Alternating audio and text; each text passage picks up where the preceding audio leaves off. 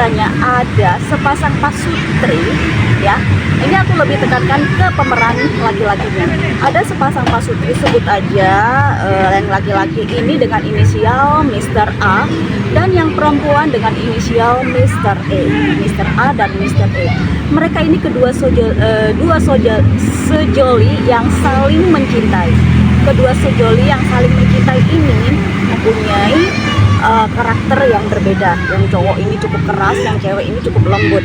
Sedangkan yang cewek ini dia bekerja sebagai tenaga medis, yang cowok ini kerja di pabrik sebuah perusahaan gede lah ya di Jawa Timur, pabrik gede di Jawa Timur.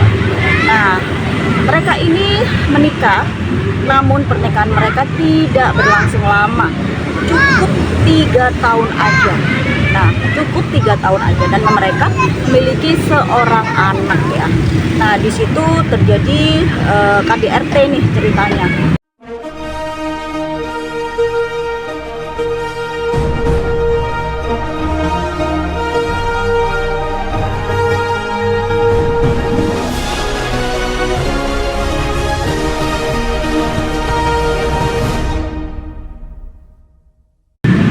Assalamualaikum warahmatullahi wabarakatuh. Jumpa lagi bersama saya Lydia Maulana dalam YouTube channel Lydia Maulana. Seperti biasa teman-teman, saya akan membawakan sebuah kisah nyata, cerita dalam rumah tangga. Nah, kira-kira cerita siapa yang kali ini saya angkat dalam YouTube channel saya, Ngacung? Oke, saya akan mulai ceritanya. Ada sepasang pasutri ya. Ini aku lebih tekankan ke pemeran laki-lakinya. Ada sepasang pasutri, sebut aja yang laki-laki ini dengan inisial Mr. A dan yang perempuan dengan inisial Mr. E. Mr. A dan Mr. E. Mereka ini kedua sejoli yang saling mencintai. Kedua sejoli yang saling mencintai ini mempunyai karakter yang berbeda. Yang cowok ini cukup keras, yang cewek ini cukup lembut. Sedangkan yang cewek ini dia bekerja sebagai tenaga medis, yang cowok ini kerja di pabrik sebuah perusahaan gede lah ya di Jawa Timur, pabrik gede di Jawa Timur. Nah, mereka ini menikah, namun pernikahan mereka tidak berlangsung lama, cukup 3 tahun aja. Nah, cukup 3 tahun aja dan mereka memiliki seorang anak ya. Nah, di situ terjadi KDRT nih ceritanya. KDRT karena si suami ini cukup ringan tangan. Si perempuan ini yang tadinya diratukan pada saat pacaran, diratukan, dicintai, ternyata tiba-tiba aja jadi korban ya dari ulah sang suami ini yang ringan tangan. Dikit-dikit salah plak, dikit-dikit salah kepleng, dikit-dikit salah tonjok. Nah, kayak gitu. Nah, sedangkan si istri ini adalah seorang tenaga medis, namun dia masih belum diangkat sebagai ASN ya waktu itu. Jadi masih tenaga honor. Jadi gajinya masih belum seberapa dan si laki ini suaminya juga gede gajinya. Tapi mereka ini hidup dalam rumah tangga yang sebenarnya udah kayak neraka aja. Dan si perempuan ini merasa tidak nyaman dengan hidupnya dan merasa dirinya terlalu disakiti fisik dan batin oleh sang suami. Entah karena perselingkuhan atau yang lain, tapi si istri ini selalu disakiti. Si suami ini ringan tangan. Dan perjalanan rumah tangga mereka hanya berjalan dalam waktu 3 tahun saja. Namun mereka memutuskan untuk bercerai setelah mereka mempunyai anak usia 2 tahun. Akhirnya mereka bercerai dan 2 tahun kemudian si laki-laki A ini jatuh cinta lagi dengan seorang janda anak satu. Janda ini ditinggal mati oleh sang suami. Sedangkan dia juga punya 1 anak dari mendiang suaminya. Sedangkan Mr. A ini dia punya 1 anak dengan istri pertama, namun sang anak tadi ikut dengan istrinya. Nah, si laki-laki ini Mr. A ini jatuh cinta pada pandangan pertama sama janda beranak 1. Sebut aja dengan inisial Miss N. Miss N, janda beranak 1, tapi jandanya ini cantik, dia kembang desa. Dia satu desa sama Mr. A ini, satu desa, namun mereka bertemu di saat mereka mengikuti pengajian gitu ya. Kayak acara pengajian, laki-laki perempuan, ada undangan kiai datang ke tempat mereka. Akhirnya mereka bertemu, saling pandang. Nah, disitulah Mr. A ini mulai jatuh cinta pada Miss N. Mrs. N ya, karena dia sudah seorang ibu-ibu, seorang janda. Tapi meskipun janda beranak satu, ini cewek itu cantik, kembang desa gitu, alami cantiknya, bukan editan. Nah, di situ terjadilah perkenalan di antara mereka berdua, dan ternyata kedua orang tua mereka saling mengenal karena memang mereka tetanggaan. Namun si anak ini, Mr. A dan Mrs.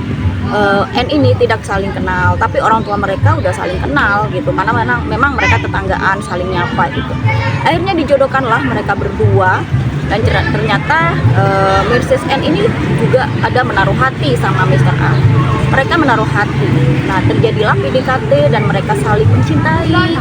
Setahun kemudian mereka memutuskan untuk menikah. Nah, Mr. A di sini udah mapan, hidupnya dia sudah punya rumah, pekerjaan yang mapan. Sedangkan Mrs. N ini hanya honorer juga ya, honorer, dia ngajar, dia seorang guru di sekolah SD gitu, di tempatnya tinggal di kampungnya, hanya honorer beranak satu, tapi dia cantik, kembang desa gitu. Makanya si Mr. A ini langsung jatuh cinta pada pandangan pertama, langsung kecantol gitu ya. Akhirnya mereka saling mengenalkan diri satu sama lain, keluarganya juga saling mengenalkan diri. Akhirnya terjadi kecocokan. Nah, dilamarlah si perempuan ini sama Mr. A. Dilamar, oke. Setelah dilamar, mereka melanjutkan pernikahan. Nah, bahagia banget pernikahannya. Sedangkan Mrs. N ini yang tadinya mendiang suaminya orang biasa ya, sekarang dapat suami dari kehidupan yang kaya lah ya, meskipun gak kaya raya tapi ekonomi ke atas, punya mobil, rumah sendiri, pekerjaan yang mapan. Akhirnya si perempuan ini, Mrs. N ini diratukan oleh Mr. A. Diratukan layaknya sama seperti pada saat istri pertama, diratukan, beli apa aja oke, anaknya juga dibeliin segala macam kebutuhannya. Namun beberapa bulan kemudian setelah mereka menikah, nah si karakter dari si suami ini, Mr. A ini sudah mulai kelihatan temperamennya. Nah, di saat dia mengarungi kehidupan dengan istri pertama, dia selalu KDRT ya, menyakiti fisik si perempuan. Sekarang terjadi lagi pada istri keduanya. Istri kedua ini salah sedikit gampar, salah sedikit tempeleng, salah sedikit tendang, salah sedikit jambak. Gimana menurut kalian tipe laki-laki seperti ini dengan karakter seperti ini? Apakah mereka akan berubah atau ada yang bisa merubah istri misalnya? Nah, namun di sini Mrs. N ini tidak pernah bisa merubah karakter laki-lakinya karena dia memang sangat temperamental sekali. Salah sedikit tempeleng. Yang tadinya sang suami ini menatukan anaknya, sekarang ternyata anaknya nggak begitu digubris. Apalagi setelah tahu Mrs. N ini hamil, anak dari suaminya hamil, dan lahirlah anak tersebut. Semakin sayang sama anak yang lahir tadi ya, karena memang anak kandungnya. Tapi anak sambungnya dia tidak menggubris sama sekali, cuek banget. Nah, dari situ sang istri ini baru terasa, kok beda ya sama awal kenal dulu sebelum dilamar. Kayak aku diratukan, kayak anakku diratukan, apa aja kebutuhannya selalu dipenuhin. Ternyata sekarang kebalikannya, anaknya dicuekin, minta apapun gak pernah diturutin. Istrinya juga sama, pelit banget. Kasih nafkah cuman sebetulnya aja. Istri pingin punya usaha nih, online shop, minta modal nggak dikasih. Udah kamu di rumah aja, udah aku kasih nafkah, tapi nafkahnya nggak seberapa. Misal nih, sang suami keluar kota, dia bawa oleh-oleh hanya untuk istri dan anak kandungnya aja yang baru dilahirkan, baju, aksesoris dan lain sebagainya. Sedangkan anak sambungnya nggak pernah dikasih apa-apa. Anak sambungnya nggak pernah dikasih oleh-oleh. Dari situlah mungkin kalau anaknya nggak terlalu merhatiin ya, tapi sang ibu perasaan, dia merhatiin kenapa perlakuannya beda. Iya sih, ini anak kandungnya, tapi ini kan anak kandungku, meskipun ini hanya sekedar anak sambung dia. Kenapa berbeda 180 derajat? Dari situ istri sudah mulai curiga. Dia sudah mulai nggak nyaman dengan perilaku dan sikap yang suaminya lakukan pada dia. Sementara itu ibu mertuanya juga membela laki-laki ini, membela sang suami. Apapun yang dilakukan suaminya ini kepada istrinya selalu dibenarkan oleh sang ibu. walaupun itu salah sebenarnya. Ibu ini juga sama karakternya dengan suaminya, yang selalu membela suaminya, selalu membela anak kandungnya, dan menganaktirikan anak tirinya, ya, mentang-mentang anak tiri dianaktirikan gitu ya. Padahal kan kalau udah anak sambung nih udah kayak anak kandung sendiri gitu, tapi di sini tidak. Dia menganggap itu ya anak sambung, bukan anakku, itu anak orang. Kalau kamu ya istriku, dan ini anak kandung kita. Nah, seperti itu. Akhirnya setahun, 2 tahun, ternyata nggak berubah karakter suaminya ini. Dia tetap KDRT juga, dan dia juga cuek banget sama anak sambungnya. Akhirnya sang istri ini sudah tidak sanggup, dia melawan suami dan mertuanya. Kena tempeleng lah dia, kena tendang lah dia, kena jambak lah dia. Akhirnya tengah malam si istri ini kabur dari rumah dan pergi ke rumah orang tuanya, ke orang tua kandungnya. Di situ dia menceritakan semua keluh kesah kepada orang tua kandungnya, dan orang tua kandung mana yang terima anak gadisnya disakiti oleh suaminya sendiri. Akhirnya dipungutlah sang anak tadi, udah kamu di sini aja di rumah ibu, kamu nggak usah pulang ke rumah kamu. Nah, tinggallah di situ bersama kedua anaknya selama 1 minggu, dan akhirnya sang suami kebingungan, dia menjemput istrinya ke rumah mertuanya. Disitulah terjadi percekcokan di antara keduanya, dan si istri tidak mau kembali ke rumah suaminya selama suaminya tidak mau berubah, selama suaminya masih membeda-bedakan antara anak kandung dan anak sambung. Akhirnya sang suami ini berjanji dia akan berubah semuanya, dia akan bersikap adil pada kedua anaknya, dan dia akan merubah semua sikap KDRT, kasar atau apapun itu pada istri. Pulanglah sang istri ini kembali ke rumah suaminya bersama suami dan mertuanya di sana. Selang 1 bulan, 2 bulan, ternyata semua itu tak kunjung berubah, dan suaminya tetap membedakan mana anak kandung, mana anak sambung, dan dia tetap berlaku kasar kepada istrinya.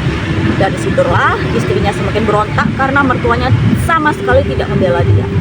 Dia semakin berontak, dan akhirnya dia bertekad bulat pergi dan kabur dari rumah itu untuk selama-lamanya. Tengah malam dia udah packing semua baju-bajunya, semua alat-alatnya, semua aksesorisnya dibawa di dalam karung, tas, ya, seadanya. Dan malamnya dia manggil pickup. Tiba-tiba dia manggil pickup di saat suaminya ini kerja malam, ya, shift malam kayak gitu. Jadi istrinya ini langsung bawa pickup, di situ dibantu oleh bapaknya. Semua barang-barang dibawanya, pergi pulang ke rumah orang tuanya, orang tua kandungnya.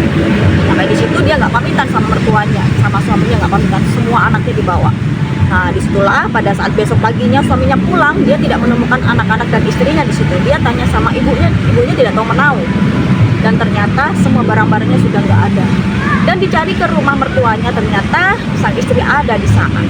Di situ terjadilah cekcok kesekian kalinya, dan si istri benar-benar nggak mau pulang ke rumah suaminya lagi. Padahal di sini suaminya sudah merencanakan untuk pergi umroh bareng, ya. Bapaknya, ibunya, dan istri ini bersama anak kandungnya, tapi lagi-lagi anak sambungnya tidak diajak umroh. Nah, di situ semakin tersinggunglah sang istri ini. Kalau memang kamu berubah, kamu sayang sama aku, kamu juga pasti harus sayang sama anak sambungmu. Di situ dia bersikeras untuk tidak mau mengajak anak sambungnya pergi umroh. Akhirnya si istri ini juga mengundurkan niatnya untuk ikut umroh.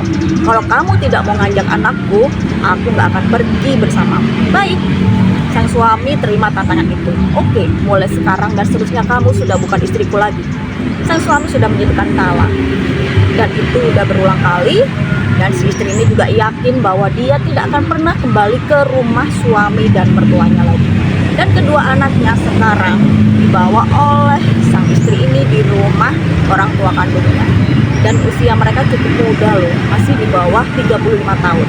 Nah, menurut kalian gimana laki-laki seperti ini? Dia hanya berumah tangga cukup 2 tahun. Apakah di pernikahan ketiga nanti dia akan menjalani rumah tangga yang hanya seumur jagung aja 2 tahun lagi?